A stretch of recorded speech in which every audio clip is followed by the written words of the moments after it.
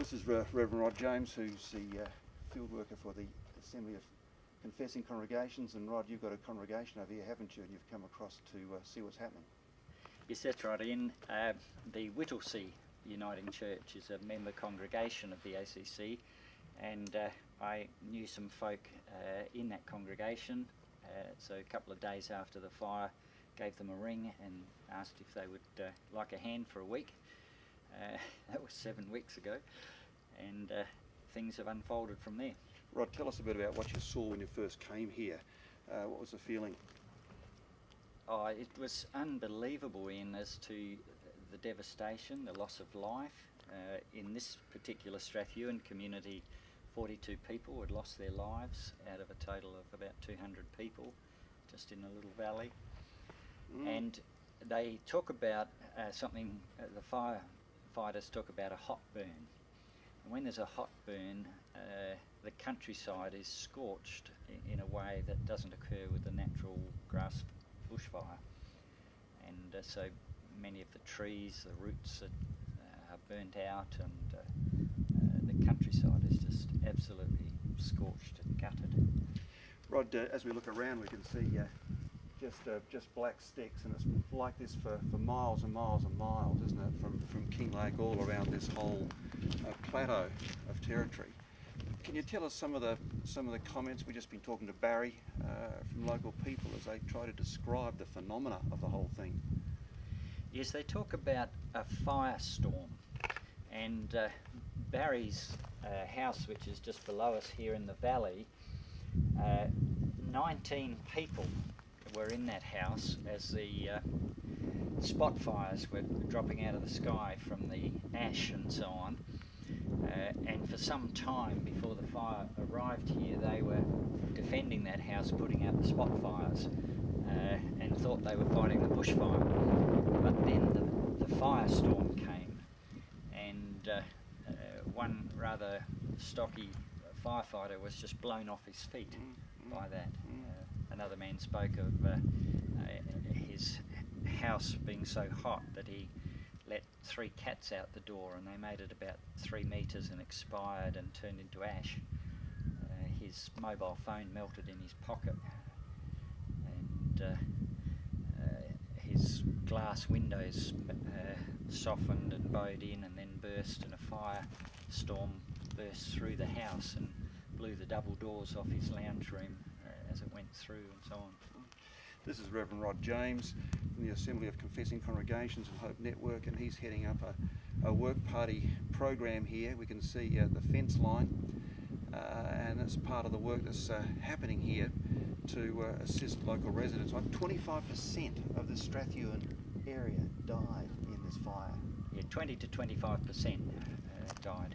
And their agricultural assets and so on just wiped out. Rod, just explain what you're doing here now in supervising the work parties that are coming here, where they're coming from and what's happening. Well, I have a wide network through ACC, Hope Network, and my own prayer support team of people that I communicated with when I came to the fires.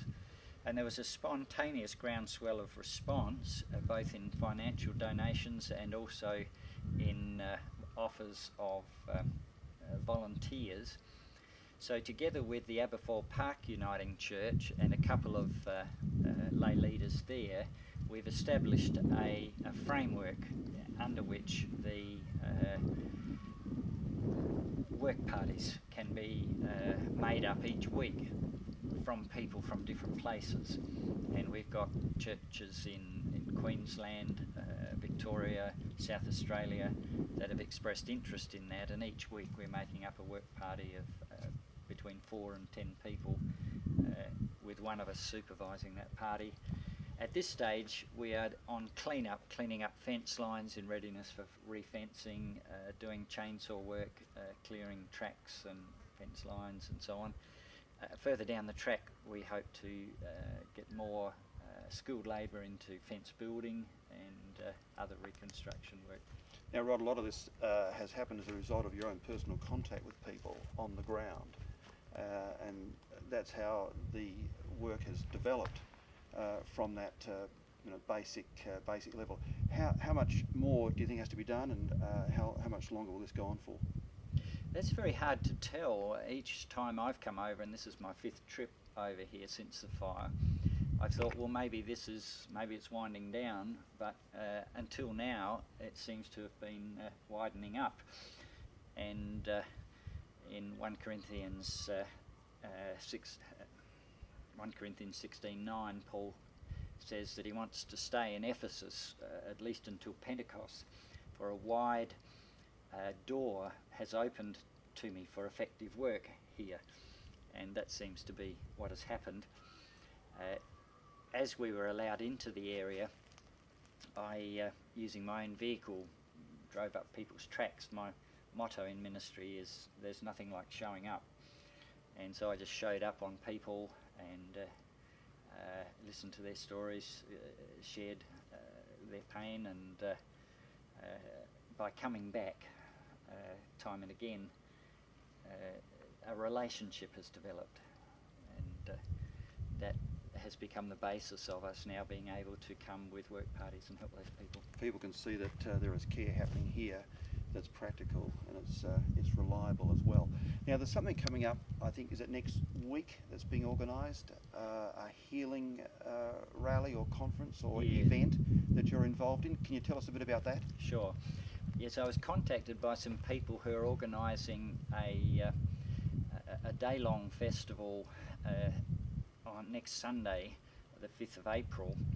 They've called it a Day of Healing, and it'll be held down at Eltham, which is a near suburb of Melbourne. They're expecting several thousand people there, and they'll have bands playing throughout the day, sort of from mid-morning until late afternoon. And during that time, they'll have different people comparing it and sharing stories, and they've asked me to be involved as someone who is on the ground in the recovery effort, and so I'll be sharing some talks and also doing some of the comparing. Rod, just before we conclude this, and we certainly wish you well with that event, that obviously has opened up an important door for you to communicate with the people. What would you say to folk back home in the churches, not just in South Australia, but other churches as well, other states as well, that ACC have got congregations? Pray, because one of the things that is tangibly experienced in an effort like this is the answers of God to people's prayers for this work, that it be sustained. A lot of people want to establish this kind of relief work, but find it very difficult to get people on the ground, and in a modest way we have been able to do that, and I think that's an answer to prayer. And the other thing is that there may be people who feel that they can give time. They won't be able to do that without making some sacrifice to their own agenda and their own objectives in life. But it's a fragrant offering to God to make that sacrifice. And if you can, there are people, myself or a guy called Russell Flavel from Aberfoyle Park, can be contacted, and individuals or groups can jump on board and be part of those work teams. Rod, thank you very much, and we pray you well for that event on Sunday, as well as for your continuing supervision and work here. God bless you. Thank you, Ian.